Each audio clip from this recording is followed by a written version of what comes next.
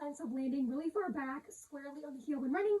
is that it may encourage overstriding, which means at landing, the foot is positioned ahead of the ankle, the knee, and the center of mass, which is the hips. How this creates a large overstride angle is that the further back that you strike the ground on your foot, so a heel strike landing when running, the more the knee joint may extend or unbend, and it's the increases in the extension at landing engaged by landing squarely on the heel that has been consistently found to be a facilitator of a larger overstride angle. And there's really not enough, if not any evidence to support that running with a larger overstride angle is safe on the lower leg and the knees, because actually the evidence and everything that I'm discussing in this video, the sources are all linked down below the video in the description box.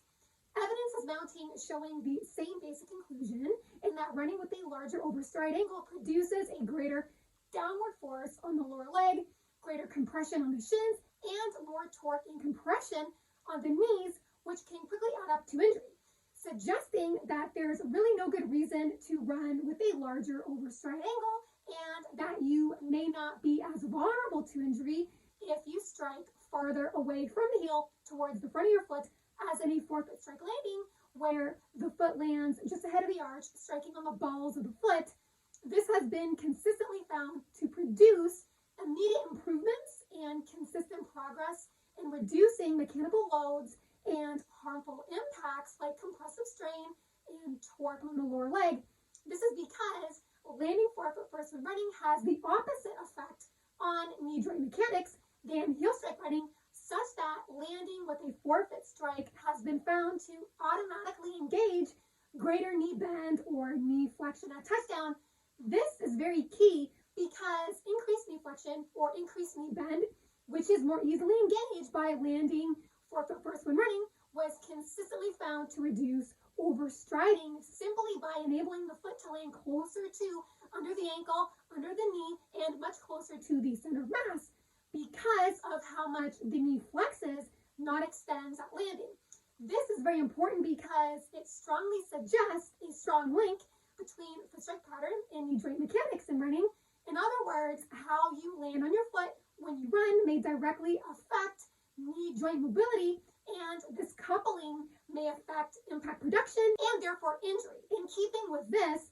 increased knee flexion was found to be the biggest mechanical output that was incredibly effective at reducing braking, which in turn prevented high compressive loads and torque from being produced because of the closer distance between initial foot strike position and the center of mass. Another bonus of this is that from a metabolic energetic standpoint, there may be a lot less demands on the musculoskeletal system to absorb impact because there's just less all-around impact levels in forefoot strike running. But in heel strike running, the extended brake force duration caused by a larger overstride angle may accompany more demands from the muscles and the tendons to absorb the excessive impact, and that alone, i.e. a significant heavier load exchange between the body and the ground in heel strike running, may place a heel strike runner at a potentially distinct performance disadvantage, of which may be why forefoot strike runners tend to outperform heel strike runners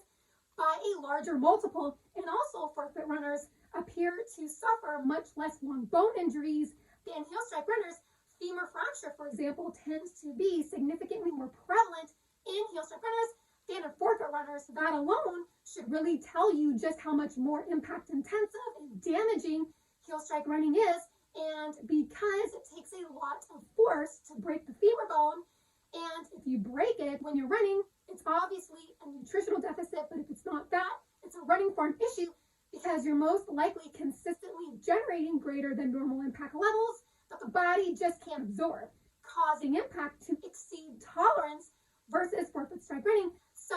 this is another reason why forefoot strike running may produce real benefits by helping you avoid excessive loads of certain impact force variables altogether. And again, landing with a forefoot strike when running does all of this by helping ensure where your footfall should be positionally with respect to your center of mass, in that it helps bring initial foot strike position closer to the body. And the strongest influence for this to happen is, as I just mentioned earlier, striking farther away from your heel on your forefoot produces positive change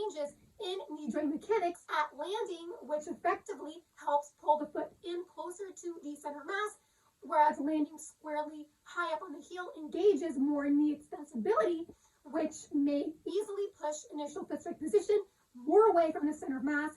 and so the body spends more time breaking or colliding with the stance leg. Hope you've enjoyed this video. If you did, feel free to hit the thumbs up button as well as the subscribe button if you haven't already.